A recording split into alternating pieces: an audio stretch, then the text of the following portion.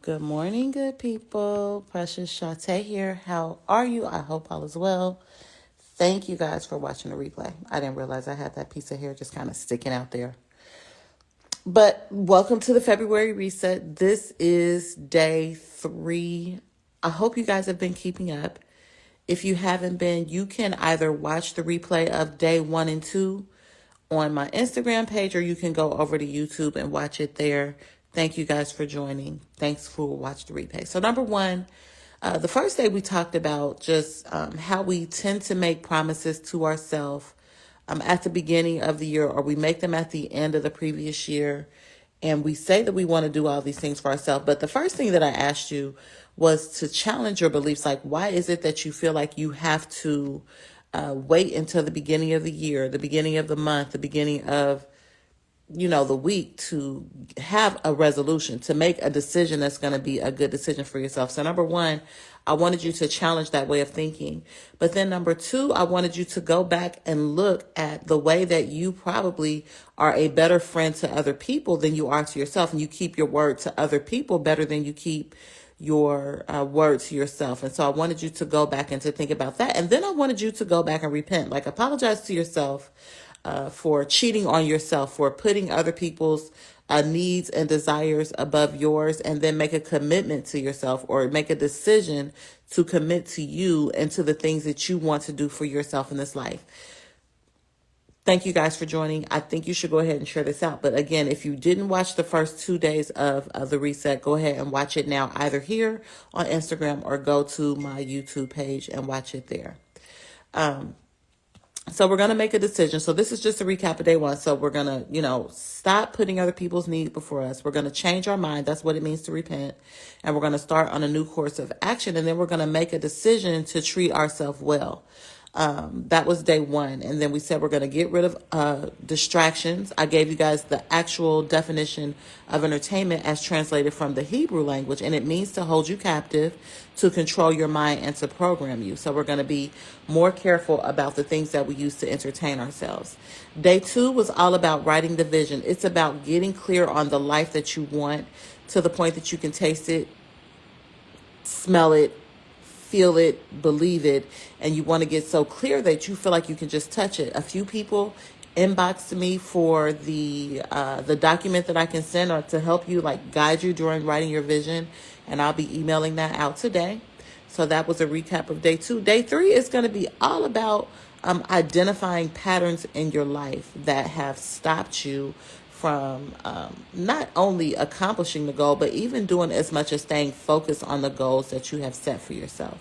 So let's start to identify patterns. So like I said, day 1, like you probably made a commitment to yourself to stop eating sugar, or you probably made a commitment to yourself to stop drinking alcohol, or you made a commitment to yourself to leave that toxic relationship, to stop sleeping with that man or woman without being married, to a workout every day, to make sure that you're drinking more water, to hydrate yourself, to stop spending money on Amazon all the time. Like whatever the commitments that it is that you made to yourself, probably by the end of week 1, you broke them, like in some way, shape, form, or fashion. And it's okay, because we're not perfect.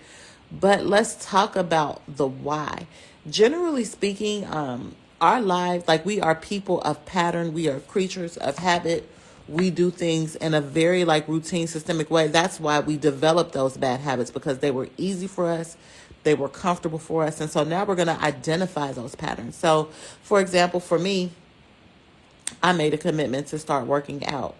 I did work out probably for the first 2 weeks. But because my pattern is I'll start working out, and then if I don't have a set plan on what I'm going to do the next day, when I wake up in the morning, I will just spend a whole bunch of time looking through, because I do Beachbody.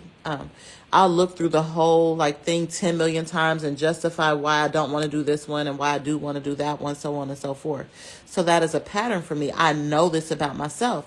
And so in order for me to break that pattern, then I need to be very strategic about it. So if I know my reason is that I overthink things. And so what I have done, once I realized, because about 2 weeks in, I was like starting to go through my same habits, starting to to go through my same patterns, display my same patterns. And so what I did was I picked a program, and from that program, I went ahead and wrote down which exercises I was going to do day 1, day 2, day 3, day 4, so that I did not have an excuse. And so now I have created a new pattern. I've created a new pattern of waking up, looking at my checklist for the day.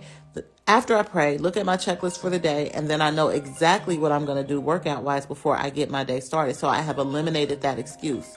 Another pattern that I have is I like to eat at night.